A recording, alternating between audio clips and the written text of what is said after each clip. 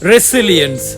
Like Pope Francis says, persistent prayer can lead to miracles because prayer goes directly to the heart of the tenderness of God. My dear friends, in the historic city of Toledo, famous for its swords and steel, there lived a young man named Diego.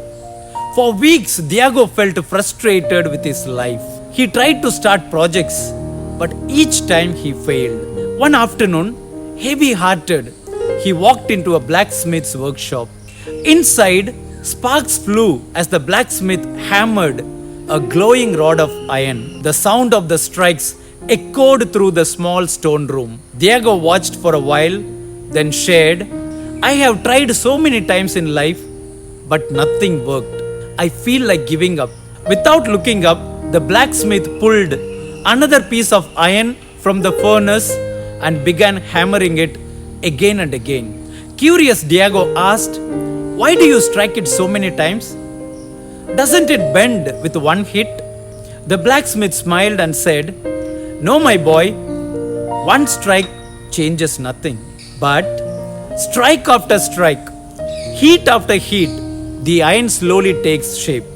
Life is the same.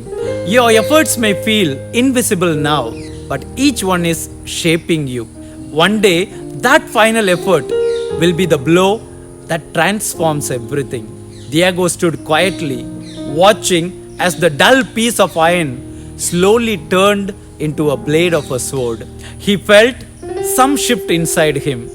That evening, he walked out of the workshop with hope in his eyes, whispering to himself, "I'll keep striking, and one day I will see my breakthrough." The moral is, persistence shapes destiny. Every effort counts, so never give up. Keep persisting. Pope Leo says, "Never give up on prayers. What feels like silence is often preparation. Trust that every whispered hope is heard." This highlights the theme of persistent prayer, encouraging believers to trust that even when their prayers seem unanswered, they are being heard and are a part of larger preparation. Resilience is the powerful theme that the readings of the day convey to all of us. Are we resilient, persistent in our prayer life? Let us ask ourselves. The first reading is about Israel's battle against Amalek depended on Moses' raised hands. This act symbolized persistent intercessory prayer to God.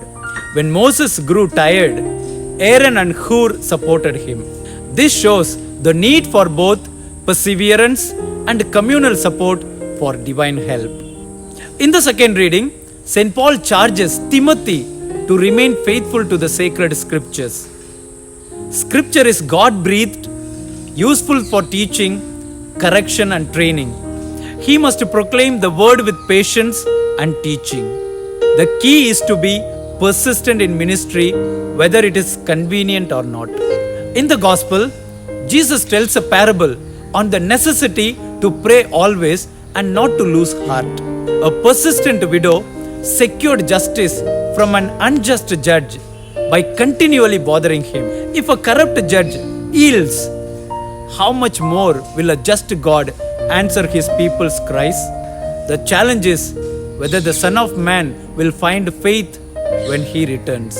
What's our takeaway from today's liturgy of the word? First, the necessity of persistence in our prayer. The primary lesson is the need to pray always and not to lose heart. The widow repeatedly goes to the unjust judge asking, "Give me justice against my adversary." Her persistence, not her status, eventually breaks down the heart of the judge.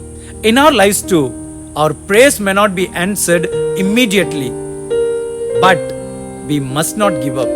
This persistence shows both our need and our trust in God's timing and goodness, even when He seems silent. For example, St. Monica, the mother of St. Augustine, prayed for over 17 years for her son's conversion from a life of sin and for her husband's conversion. Her unwavering persistence in prayer is a prime example of living out this lesson, and her prayers were ultimately answered with both conversions. Second, God's readiness to act on behalf of the elect. The parable contrasts the unjust judge with a loving God to assure us of his willingness to answer. The judge says, "Though I neither fear God nor respect man, yet this widow keeps bothering me. I will give her justice so that she will not finally come and attack me." He acts out of selfish irritation. But Jesus states, "And will not God give justice to his elect who cry to him day and night? I tell you, he will give justice to them speedily." If a wicked judge can be moved by mere annoyance, how much more will a righteous, loving God respond to the constant pleas of those he has chosen? Thus, we need to pray with confidence that God cares deeply about our needs and is ready to deliver justice and aid. His nature is fundamentally good, not like the judge in the parable. For example, St. Teresa of Avila often emphasized confidence in prayer. She taught that God desires to grant us favors and graces. Our delay is usually due to our own lack of faith, not his lack of willingness. Third, the importance of faith in prayer. After assuring them of God's swift justice, Jesus asks a powerful question. Nevertheless, when the Son of Man comes, will he find faith on earth? Hence, prayer is not a mere ritual or a formula. It's an expression of deep trust in God's authority and goodness. True persistence stems from true faith. The lesson is that we need to examine the quality of our faith. Does it endure when answers are slow in coming? Are we ready to be persistent in our prayers? Trust that God will deliver his justice and be men and women of prayer with deep faith?